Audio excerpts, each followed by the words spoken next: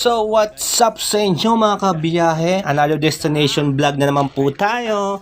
Tourist getaway na pasok sa budget nyo. 70 kilometers away lang to sa Maynila. At ito ay ang Kaybutas Rock Formation na matatagpuan dito sa Batangas City. At ito na nga, pababa na kami mula sa taas, pababa ng Rocky Beach. Medyo mataas lang po ba pero carry naman. Kaya makita nyo ang magandang view. Kung magpa-parking kayo, meron pong parkingan sa taas ng motor at mga kotse. Pero napakatarik nga lang. Ito at makita nyo, after a way, nandito na makita nyo yung bunga ng Kaybutas Rock Formation. So ito po yung view na nasa gitna at ito po yung pinaka pababa na. So makikita nyo puro rocky talaga, napakaganda ng transformation ng mga rocks dito at napakalinaw din ng tubig. Kaya makikita nyo, ito na nga sila kami at mga paps ko na nag-aayos na, nag-install na ng tent. Yan, kasama yan dahil nagagawa ng tent. So kung din naman, may mga tent naman dito, 250 yata to 300 yung arkin ng tent. Then sa table is 300. Sulit din, ang entrance nyo dahil dito ay 100 pesos lang na entrance fee. Malinaw ang tubig. The best ang snorkeling dito dahil sobrang dami at magandang isda at mga corals. 7 AM to 5 PM only. Per scam, per serve basis lang daw po talaga sila. Kaya sabi nila. Kaya ayan, friendly, pet friendly. May malinis sa CR. Then may motor parking is 30. Then car parking is 100. Yun po ay sinabi ko kanina sa taas. May tindahan din sa loob.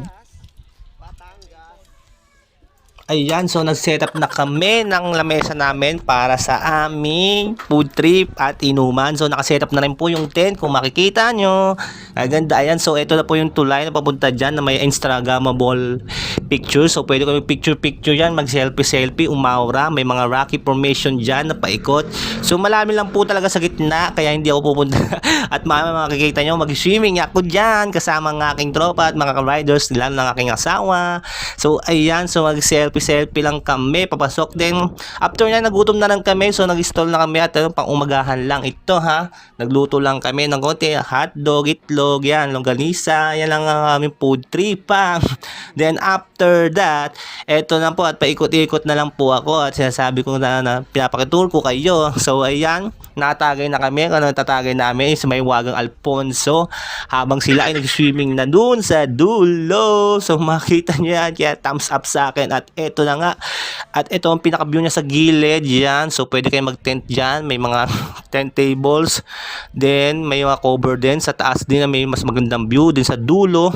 Puro coras at medyo rocky lang siya, kaya ingat lang po, medyo mabato siya. Mas okay na mag-chinelas kayo. Ito na po yung sa gitna, ayan, sa view na sa gitna. So makita nyo, puro formation din ng mga bato, din sa kuweba, parang kuweba lang na, hallway lang po yan. Ito si Kuya, pakaway-kaway, shoutout sa iyo Kuya, shoutout sa aking vlog. So makita nyo, yung papasok yan dyan, dyan may tindahan at may mga tent. So may mga bridge, may bridge dyan. Diretso lang yan sa may tindahan, sa CR na yan, at pwede din po magluto. So nag-iiyaw yan si Paps, kaway-kaway Paps, halika dito Paps, pakaway-kaway, ayan po, kasama po talaga sa vlog yan. So nag-iyaw po kami dyan, libre po ang ihawan, basta may iyaw ka. Di mas okay po sana kung may dala kayong pagkain na pwedeng lulutuin nyo na lang po at mas makakamura kayo dahil medyo sakto at medyo sakto pero sa presyo ang presyo dito. So ayan na nga, sumisid na nga ako sa ilalim at kitang-kita, napaka-clear ng water nila at napakalinis. Sobra sa dami ng isda. Yun nga lang, mabato po talaga. Kaya nga tinawag po siya na Rocky Formation. Butas Formation nga pala. So ayan, na testing na ako kung paano lumangoy. So ayan, takot na takot ako dyan. Hindi ko pa dahil di ako marunong. So splash at testing ko lang talaga. Kung paano pumunta dito ay search nyo lang po ang Kaybutas Rock Formation, Batangas City at makikita na po yan sa Waze or sa Google Maps.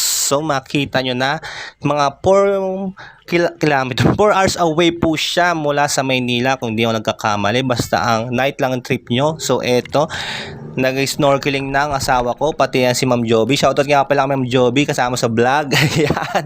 So nag-snorkeling na sila. Sana all marunong lumangoy. Ayan, pinapasisid-sisid niya nila. Wow, sana all naman. So napakaganda po dito. Kaya once in a lifetime experience na. So sa isang 100 pesos lang na entrance fee, may Instagrammable pictures ka na at napakaganda at napakalinis dahil sa mga formation at sa mga tanawin makikita mo. Napakaganda po dito. Hanggang 7 AM to 5 PM lang po sila. Bawal po sila ng gabi dahil gawa ng ito ay medyo rocky at baka syempre may mga maaksidente gawa ng hindi naman po ito mismong beach, kung Rocky Beach nasabi nila ay Rocky Beach. So ayan, ang asawa ko pakaway-kaway, wow, sana all, sarap-sarap. Kaya kung guys nyo magpunta ay punta na kayo at search nyo na po Rocky kay Budash Rock Formation, Batangas City.